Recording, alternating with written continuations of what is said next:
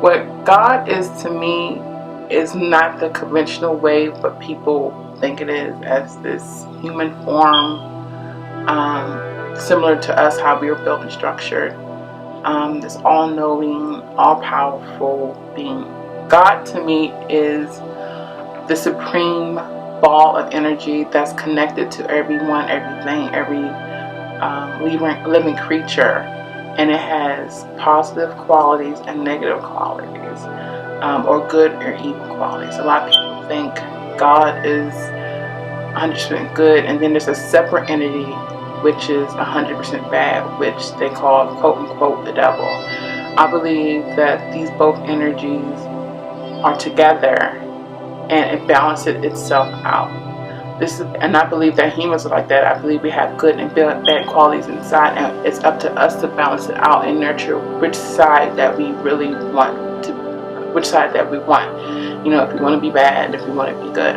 That's a choice that we have to make. Not all the other external factors that plays into, okay, I'm going to be bad because I didn't have a father or a mother, or I grew up poor. Those are just excuses. You get to nurture the side that you want to nurture and choose to be the person that you would like to be. So God to me is a supreme ball of energy that has both good and bad properties and is non-judgmental and do love us unconditionally, but we have a role in that. We have a choice in that. It's not an all-knowing force like most people believe it is, but there's rules and laws to that energy where we could use that power to bring forth our dreams, our goals, to bring forth what we really desire.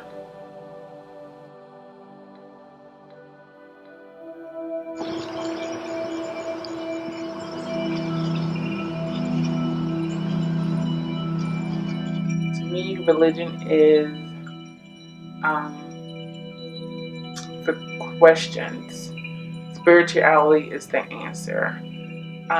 Religion is humans trying to understand spirituality, and they trying to put in an orthodox way to understand it. And they have all these do's, thou shalt not do this, you shouldn't do that, you know, and these are good guides to live by. That's why the Bible stands for basic instruction before leaving earth. People might get mad what I'm about to say. I do think Holy Bibles or the Quran or the Book of Mormon, I think these are great books, and I think they give you great guidance, but they're not end all to be all. There's a bigger world out there, and sin to me is not really those sins they have in the Bible. You know, I think sin to me is when you deny your natural self. There's only one sin to me, is when you deny you being your authentic self. That's the only sin to me.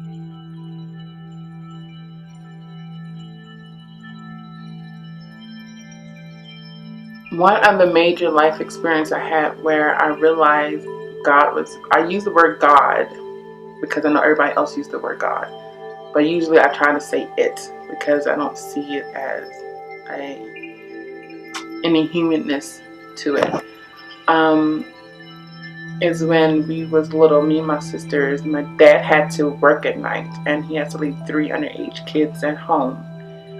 And it was scary because, you know, anything could happen when you leave kids at home. It could be a burglar, it could be a rapist or whatever that came in. But my mom at the time called the police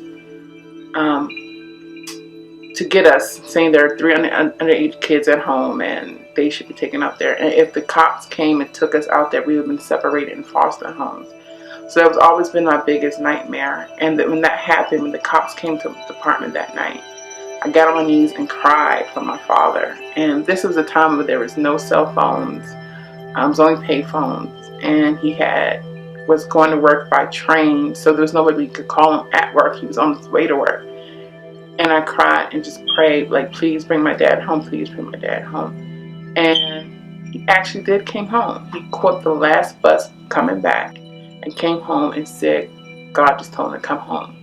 And right there I knew that there was a God and there was something higher. There was some type of energy, some type of connection where you didn't need a cell phone, you didn't need video, you didn't need that. Just that energy is enough to attract what you need at that moment.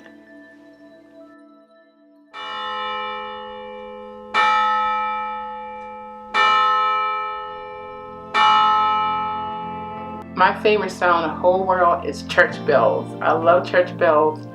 My first memory, I don't know what you call the first memory when you first awake, and my first memory is of church bells.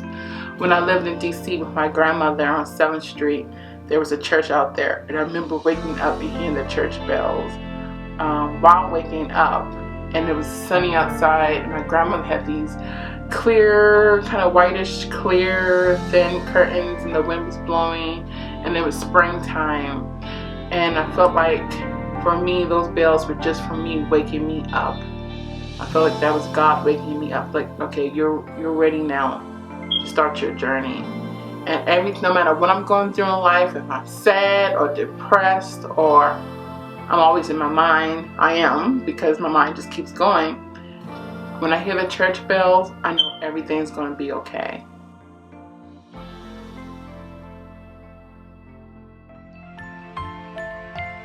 I feel like, first of all, ask God to give you signs that you're on the right path. I believe that you ask God for a sign, He'll give you your sign. You just have to be in tune with it and pick it up. I can't tell you if you're on the right path or not. It's a feeling. God will give you your sign, and I feel like you will be rewarded. A lot of people think that you shouldn't be rewarded for doing good things or doing well. Like, oh, I'm going to do it. I don't want to be recognized. I don't want to be rewarded for anything. You know, especially when, you know, you're a good Christian. But one thing I do believe in, and it might sound trite to say, is that God made us a promise. He promised us, or it or she, whatever you want to call it, promised us that if you do my will, you won't want for anything. And if I'm going to do God's will, I'm keeping that promise to Him, or it or she. I expect it to keep its promise to me. I don't want to do well and not get rewarded for it. You know, I want to get rewarded for doing well, you know, to keep me going. You know, if I make a sacrifice, I'm making all these sacrifices to make the right decision, when the bad decision could be so much more, could be funner.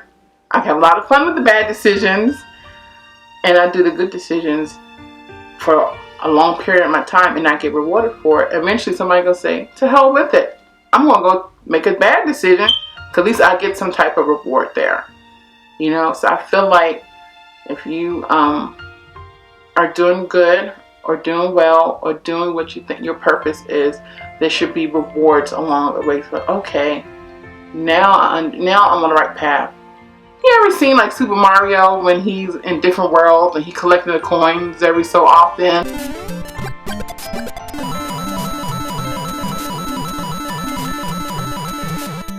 You know, keeps him going until he goes saves the princess.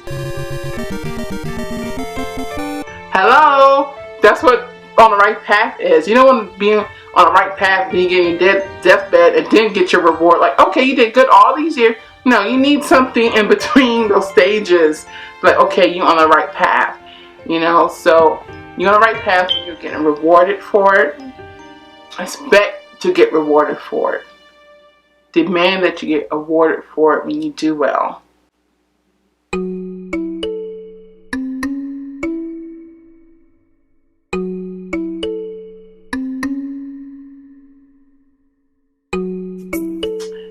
Well, everybody knows this one. You don't. And my family, friends, everybody know my obsession with Wizard of Oz. I'm in love with Wizard of Oz because to me it describes life. And it sounds funny. People look at it and think it's a kiddie movie and it's for entertainment. Hear me out, please. You know, you have this young girl who's discovering life. She gets lost in this different world. When she gets there to Oz, she meets friends. She meets a good witch that protects her. And then, then there's this bad witch that comes to threaten her. So you have both good and bad energy, and all she's doing is trying to get back home.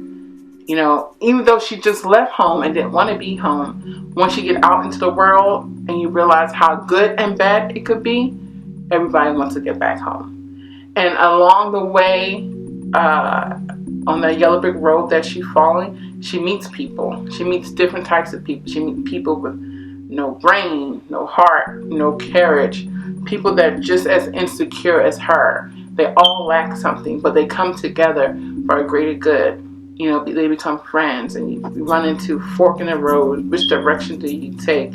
You run into your enemy on the road, and you have friends there to protect you and help you and overcome it. And eventually, they make it to Oz, to the promised land. And then he says, well, if you want me to help you, you need to go get the witch's broom, an impossible task. And when they accomplish that and they come back, he's like, well, come back in 30 days after they did what they're supposed to do. And it's like authority, it's like, hey, I'm doing what I'm supposed to do. You're supposed to give me what I want. And they're disappointed again and come to realize that authority figure is just a little man behind the curtain. And he's exposed. Everybody was exposed in that movie. And everybody got what they wanted at the end. But the thing about it is that they already had it. They already had the courage. They already had the brain. They already had the heart. They already had a home because you have friends there, people that love you. They already had everything. It just said they had to go through trials and tribulations to reveal it to them. We're off to see the wizard, the wonderful Wizard of Oz.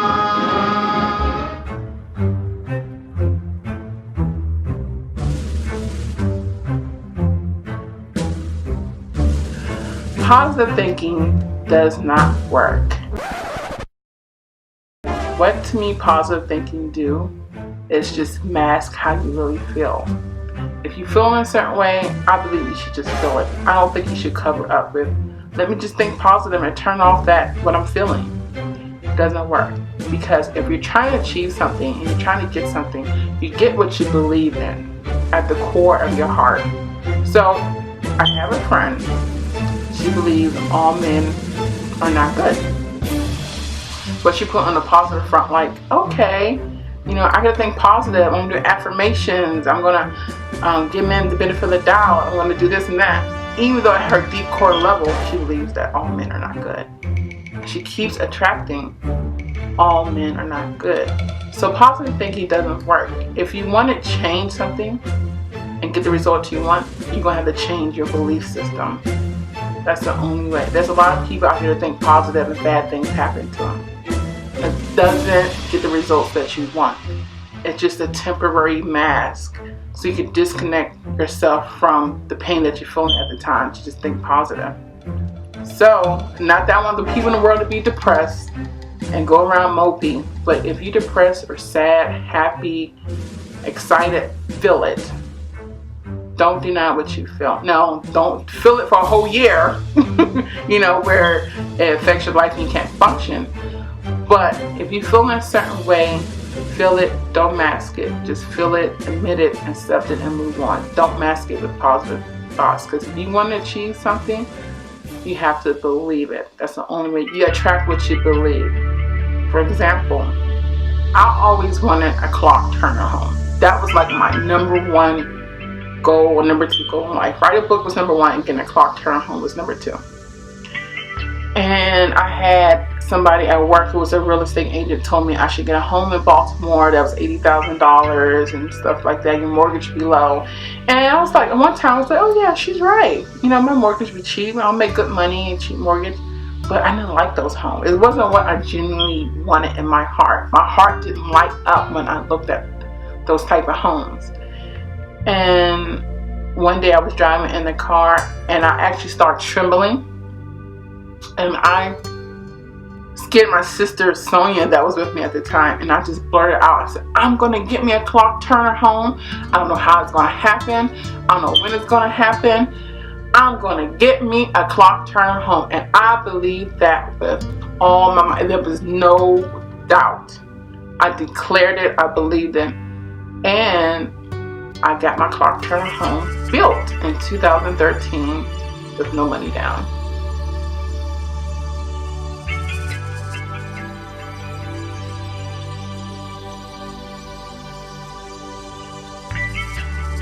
So you get what you believe in, not what you think.